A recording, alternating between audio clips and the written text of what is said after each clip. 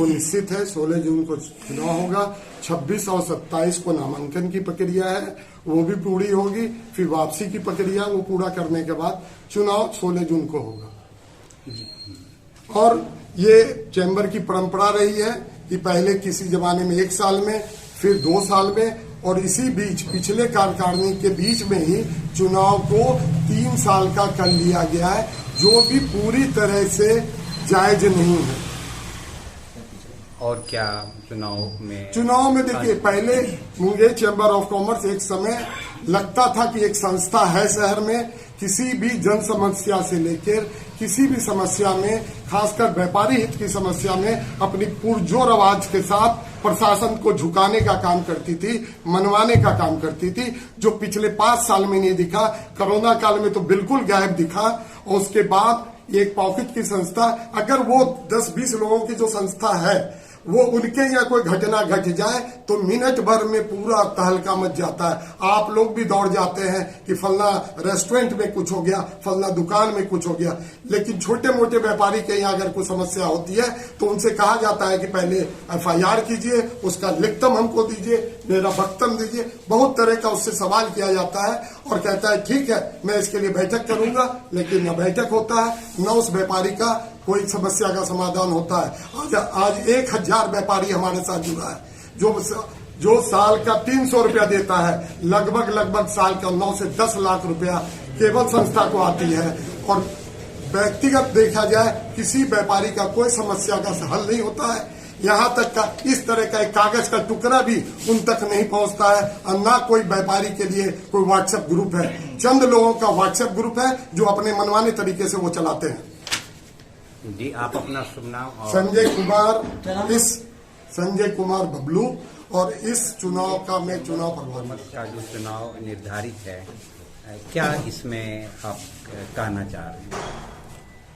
Munger chamber of commerce का चुनाव 16 जून 2024 को होना तय हुआ है। मैं चुनाव आयोग से अपील करता हूं कि दोनों पक्षों के लिए स्वतंत्र एवं निष्पक्ष मतदान कराएं, जिससे कि मतदाता का चैम्बर से विश्वास न उठे और चैम्बर के प्रति उसका अटूट विश्वास और प्रेम और जो चैम्बर की गरिमा है उसको ऊंचाइयों तक ले जाएं। और मैं यदि निर्वाचित होकर आया तो जो आम सदस्यों का जो स्नेह और प्यार हमको मिलेगा, और मैं उनके सहयोग से और अपनी ऊर्जा से चैम्बर की जो कतिपय और अपरिहार्य कारणों से जो चैम्बर की गरिमा धूमिल हो रही है, मैं उसको वापस लाने का पुरजोर प्रयास करूंगा। इसी बातों से मैं अपनी बातों को समाप्त। क्या कुछ प्लानिंग है जो आम आपके सदस्य व्यापारी हैं, दुकानदार हैं, छोटे छोटे, उनके लिए क्या योजना है? कुछ है माथा में तो बताइए। हाँ, उनके लिए जो टैक्सेशन की समस्या है और इनकम टैक्स की समस्या है और माप तोल की जो समस्या है और सेल टैक्स से संबंधित जो भी परेशानियां हैं, मैं उनसे मिलकर और उनके साथ कदम से कदम मिलाकर उनकी सारी परेशानियों को भरपूर रूप से दूर करने का प्रयास करूंगा। यह मेरी कोशिश रहेगी। अपना नाम बताइए और किस पद के लिए आप चुनाव लड़? मैं दीपक कुमार, सचिव पद का प्रत्याशी हूँ। जी, क्या इशू लेकर 30 वर्ष से मैं मुंगेर चैम्बर ऑफ कॉमर्स के कार्यकारिणी का मेंबर हूँ। 1995 में मैं मुंगेर चैम्बर ऑफ कॉमर्स की कार्यकारिणी का मेंबर था और आज भी मैं टैक्सेशन उप समिति का चेयरमैन हूँ। कुछ इधर 5 वर्षों से मैंने देखा कि धीरे धीरे क्या है कि ये एक पक्षीय हो रहा है। व्यापारियों की बातें सुनी नहीं जाती है। जो उनके हित की बात करते हैं, जो उनके साथ चलते हैं, वो उनकी बात सुनते हैं। और जो जरा सा भी यदि व्यापारी हित की बात करते हैं या दूसरी बातें करते हैं और जिनसे वो सहमत नहीं होते हैं, उस पर वो बात की जो है अंकुश लगा देते हैं कि नहीं, ऐसा नहीं होगा। और बिल्कुल पक्षपात रवैया उन्होंने अपनाया हुआ है। आज मुंगेर चैम्बर ऑफ कॉमर्स की जो एग्जीक्यूटिव बनी हुई है, आपको ग्रुप, व्हाट्सएप ग्रुप, उस ग्रुप में आज मेरे ही सबकत जो चेयरमैन है, कई चेयरमैन उसमें एडमिन है, लेकिन मुझे एडमिन नहीं बनाया गया। मैं पूछना चाहता हूं कि भाई ऐसा क्यों? जब आपने बात की कि सबको पद दिया तो पद के अनुसार सबको सम्मान दीजिए और किसी का अपमान न कीजिए। प्रजातंत्र में हर बंधु को अपनी बातें रखने का अधिकार है। अध्यक्ष और सचिव के पद पर जो रहते हैं उनको सबकी बातों को सुनकर और जो सही डिसीजन हो वो लेना चाहिए, ना कि एक पक्षीय डिसीजन लेना चाहिए।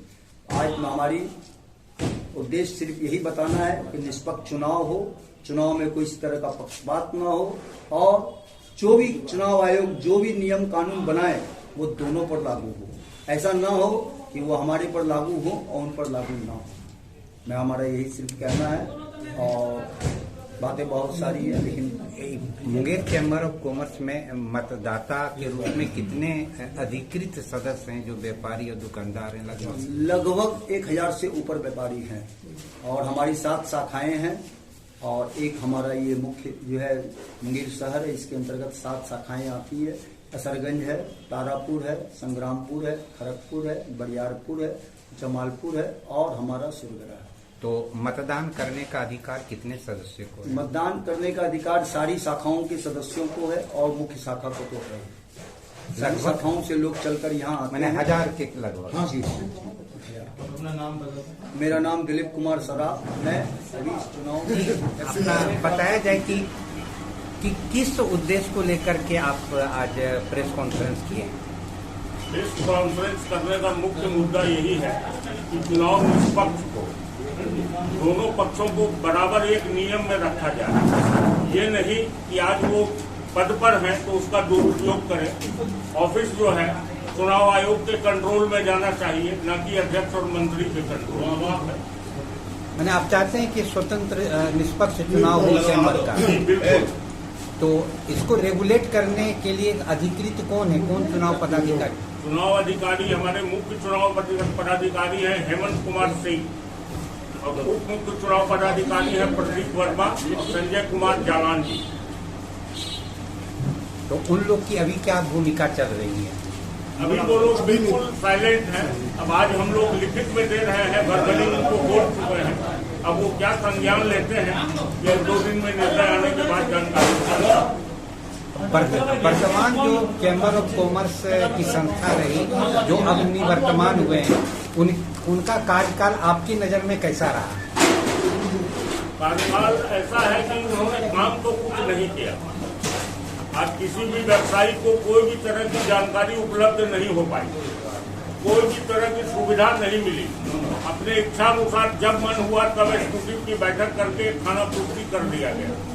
कोई पेपर में, कोई मीडिया में कहीं कोई सूचना, कोई मंतव्य नहीं आया। मैंने आप ऐसा मानते हैं कि जो व्यापारियों की संस्था हो के बहुमत व्यापारियों की उपेक्षा की गई? जी बिल्कुल की गई। जी, आप अपना शुभ नाम बता दें। उमेश राजगढ़िया, निवर्तमान कोषाध्यक्ष।